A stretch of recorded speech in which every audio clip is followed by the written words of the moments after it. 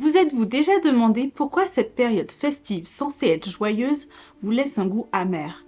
Avez-vous déjà ressenti un petit pincement en voyant les photos des fêtes de fin d'année remplies de sourires parfaits? Par-delà les strass et les paillettes, la fin d'année met souvent en lumière un mal-être social, sentiment de solitude, difficulté à se connecter ou tension familiale. Vous l'aurez compris aujourd'hui, on va causer santé sociale. C'est Laura pour Holismo. Avant même de parler de la grande oubliée du trio santé physique, mentale, sociale, faites-nous un coucou en commentaire et n'hésitez pas à liker, à vous abonner, partager le contenu et soutenir la chaîne sur Tipeee. Maintenant, ignorez vos notifications. Ramenez votre encart, votre gourde, parce que je vous assure, vous irez au bout de ce broadcast pour vraiment prendre soin de vous-même. Pourquoi c'est si important de parler de santé sociale? Commençons par l'évidence. On vit dans un monde hyper connecté. Les réseaux sociaux, les SMS, les emails, et pourtant, on n'a jamais été autant isolé. C'est un paradoxe, non? Maintenant, posons les bases.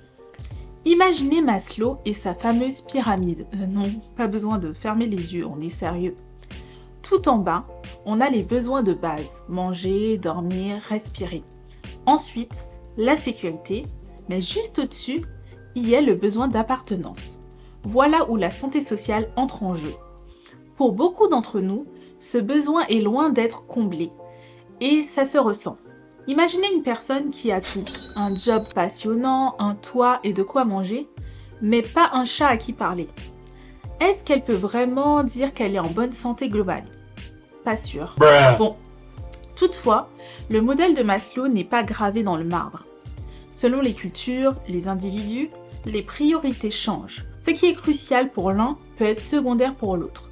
Nos besoins évoluent en fonction des périodes. Ce qui reste en tout cas, c'est que le sentiment d'appartenance est une clé pour le bien-être. Quand on est jeune, on doit avoir une meilleure amie ou un meilleur ami, et c'est très important, et ça dit beaucoup de nous. Ou alors on doit appartenir à un groupe d'amis, comme dans la fameuse série. Et finalement, moi, je me suis pas retrouvée dans ces propositions qui sont faites de ce que doit être les amitiés. Moi, je me retrouve dans des choses qui sont beaucoup plus simples, qui sont beaucoup plus fluctuantes aussi. J'ai pas eu une meilleure amie d'enfance que j'ai gardée des années. Pour autant, je considère que mes amis d'enfance, ce sont des amitiés qui ont compté parce que c'était des moments partagés, parce que c'était des moments de connexion. Et avec le temps, effectivement, en créant mes préférences et mes limites, j'ai pu décider de mettre certaines choses dans certaines amitiés et pas dans certaines autres. Ok, bon, du coup, c'est quoi concrètement? Concrètement, quand on parle de santé sociale, on parle de cette capacité à se sentir bien parmi les autres dans un groupe. Elle fait partie intégrante de la santé globale selon l'OMS, ouais. Rien que ça. Vous savez, ce fameux bien-être complet, physique, mental et social. Mais honnêtement, combien d'entre nous mettent vraiment le focus sur cette dernière partie, le social? Pas assez, croyez-moi. Qu'on soit introverti ou extraverti, quelle que soit notre personnalité, notre bien-être social a un impact sur notre santé. Le dernier élément de la santé individuelle que l'on évoque un petit peu moins, c'est la santé sociale. Alors la santé sociale, c'est la relation aux autres. Alors elle repose sur les liens sociaux que l'individu va établir avec autrui. Premièrement avec la famille, puisque la famille, elle a un rôle de soutien en général pour l'individu. D'ailleurs, lorsqu'un individu n'a plus sa famille et qu'il est en difficulté, quelle qu'elle soit, il peut y avoir plus pour lui de difficultés à trouver des solutions, puisque la famille est en quelque sorte un cocon, un groupe d'individus qui permet d'avoir des repères, des aides matérielles, mais aussi du soutien moral. Autre élément en dehors de la famille, ce sont les amis. Alors, les amis, c'est particulièrement important pour l'individu parce que contrairement à la famille, il est choisi. Et ses amis, il est choisi en fonction de ses goûts personnels, notamment. Parce qu'il va pouvoir justement établir des relations un petit peu particulières avec ses amis, se retrouver avec eux, pouvoir échanger, notamment sur sa vie de tous les jours, pratiquer des activités. Autre élément de la santé sociale que l'on a évoqué, ce sont les collègues. On l'a bien dit, si l'individu a des relations positives avec ses collègues, il va pouvoir s'épanouir et vivre positivement son travail. Voilà. On voit que toutes ces relations qu'établit l'individu avec sa famille, ses amis, ses collègues, sont indispensables pour être connus par les autres, mais aussi être reconnus. reconnu, c'est un mot qui est important, puisque ça veut dire que si l'individu est reconnu par les autres, il existe. Ce n'est pas une question de popularité et encore moins du nombre de likes sur notre story d'apéro sur Instagram, enfin, quoique. C'est ce sentiment d'intégration, de se sentir à sa place dans un groupe, qu'on soit la personne la plus calme du monde ou celle qui marque tous les esprits. Là, on ne parle pas de quantité, on parle de qualité.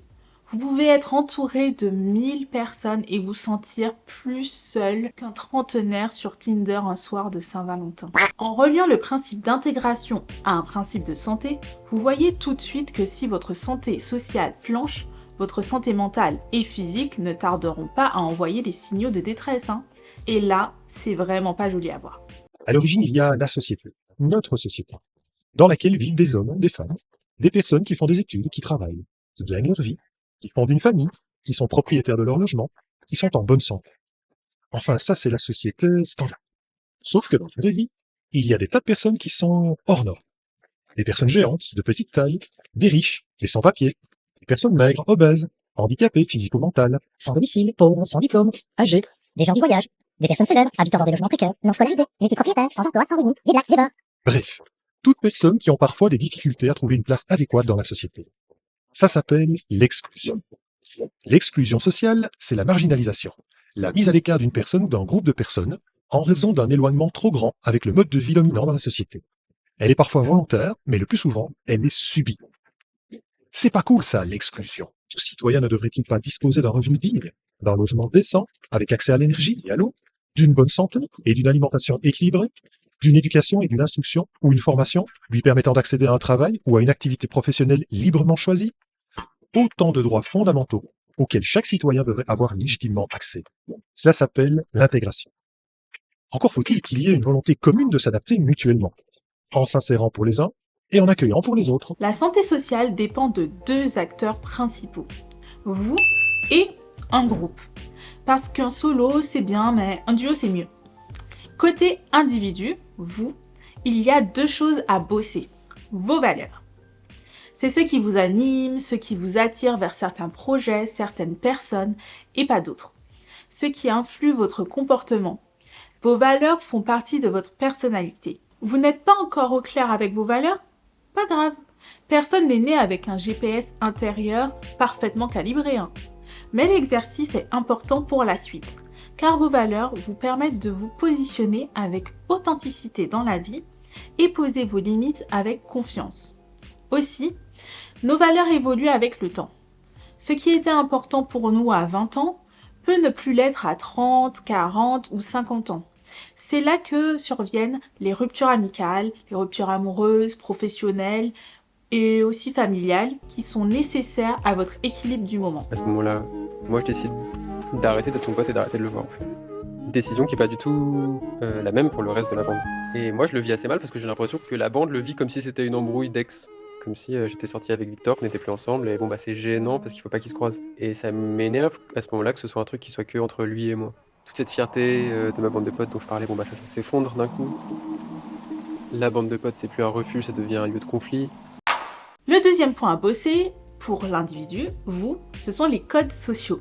Ça peut être un véritable défi pour beaucoup d'entre nous, encore plus si on a une difficulté psychique ou neuro, ou qu'on est simplement un peu paumé face aux règles non dites des groupes. À cela s'ajoute la différence de culture, donc les différences de pays, de région, de statut social, de profession aussi, mais tout ça se bosse. En bref, les valeurs et les codes sociaux sont des enjeux individuels. Côté groupe, il y a une responsabilité collective, celle de l'inclusion. Si un groupe est aussi accueillant qu'un club privé pour milliardaires, vous pouvez dire adieu au bien-être social. Le groupe, qu'il soit familial, professionnel, amical, il se doit d'être perméable pour ne pas être un frein à votre bien-être social.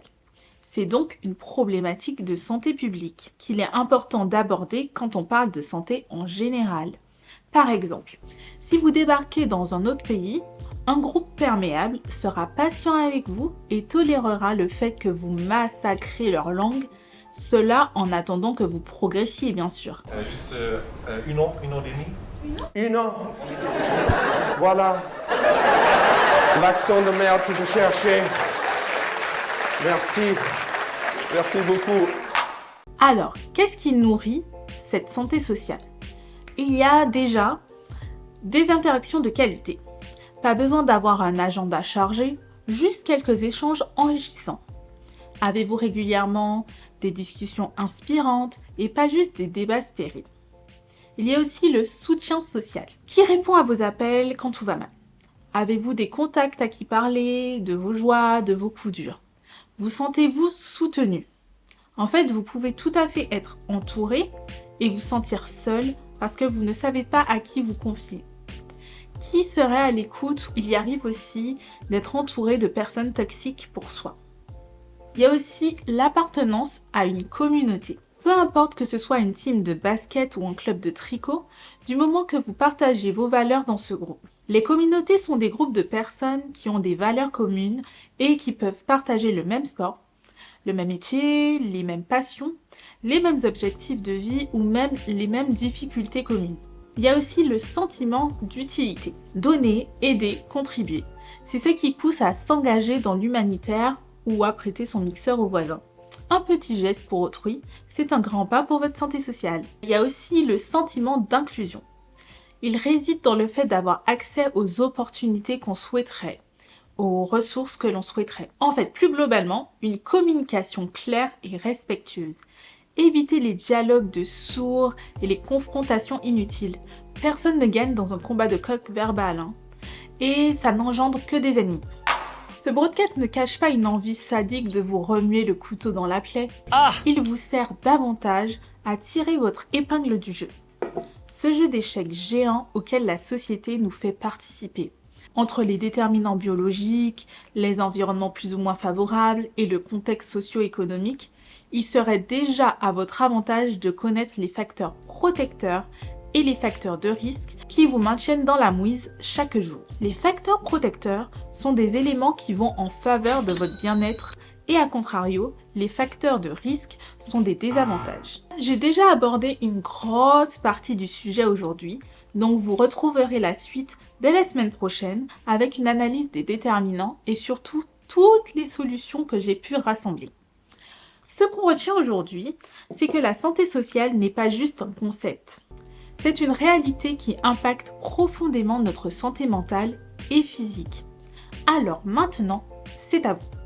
Partagez vos réflexions en commentaire. Est-ce que vous avez déjà ressenti des difficultés dans votre santé sociale?